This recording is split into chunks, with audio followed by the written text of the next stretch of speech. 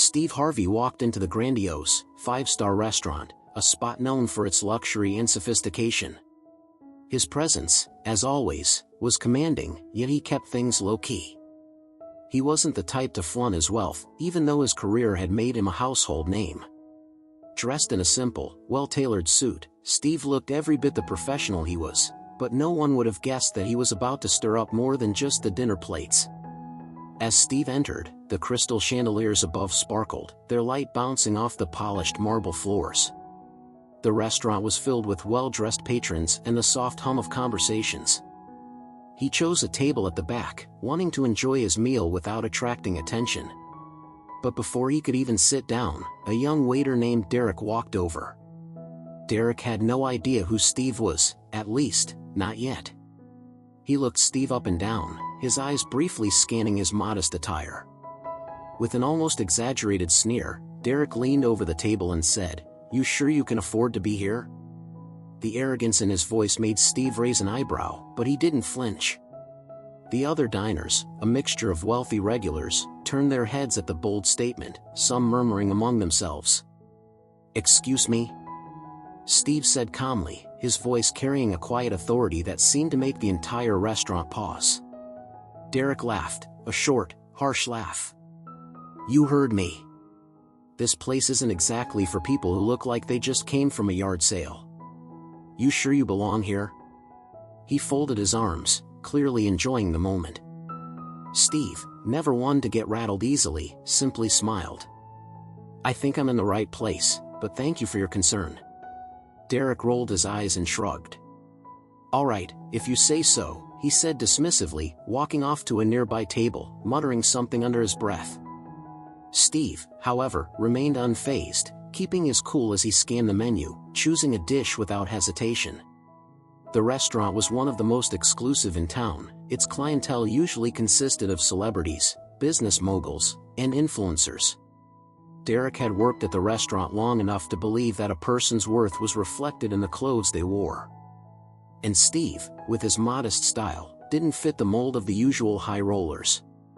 Derek returned shortly, rolling his eyes as he approached the table.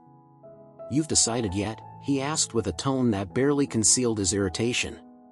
"Or do you need some help figuring out what real food is?" Steve's smile never wavered. "I'll take the steak, the most expensive one, please." Derek's eyes briefly widened at the choice, then narrowed suspiciously. "Oh, sure. Just to be clear, that steak's $500, and we don't usually serve that to, well, people like you," Derek said, a hint of mockery in his voice. Steve leaned back in his chair, his expression calm, unbothered by the jab. "I'm sure I'll manage," he replied, his voice steady. As Derek walked away, a few other customers began to notice the interaction. They exchanged glances, clearly uncomfortable with the treatment Steve was receiving. But Steve didn't seem to notice. He continued to enjoy the atmosphere, casually sipping on his water and letting the live band's jazz music fill the space. Derek, for his part, couldn't resist making another snide comment to a fellow server. "Watch, he'll probably leave before his food even arrives. He's just here for the experience, not the food," he said, his voice too loud, and a few patrons overheard. But to Derek's surprise, Steve didn't leave. He stayed, savoring his water and making the occasional polite remark to the staff as they walked by.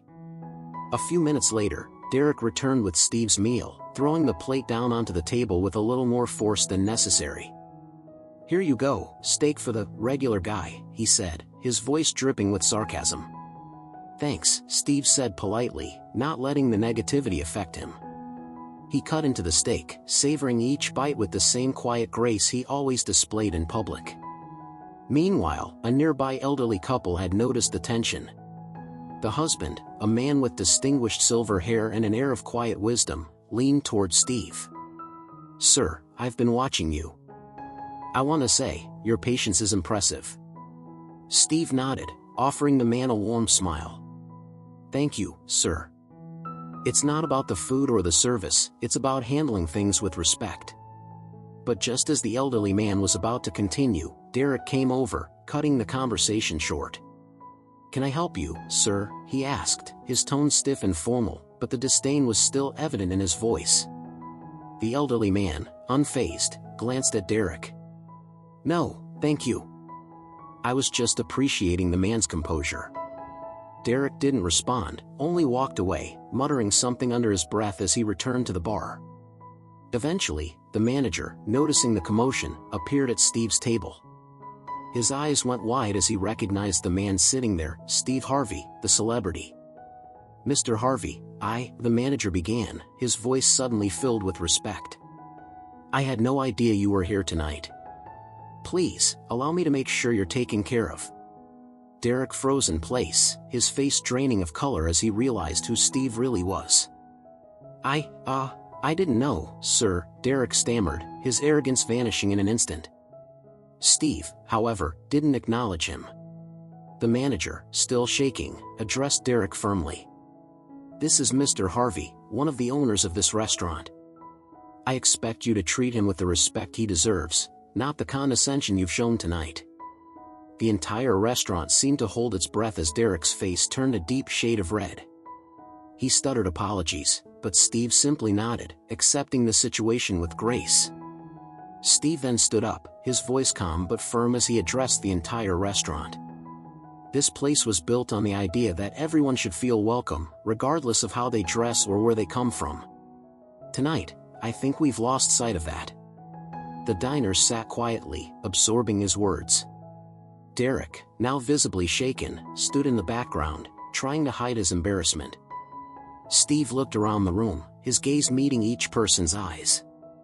It's easy to judge someone based on appearances, but it's a lot harder to show kindness and empathy. That's what we should all strive for, respect for one another, no matter who we are. With that, Steve nodded to the manager and made his way to the door. He didn't need to say more. His presence, calm and commanding, had already made his point. As Steve exited, the buzz in the restaurant began. Whispers of admiration, disbelief, and even shame filled the air. Derek, realizing the gravity of his actions, stood there, a changed man. Steve Harvey may not have flaunted his wealth, but that night, he made it clear that true class isn't about money, it's about how we treat others.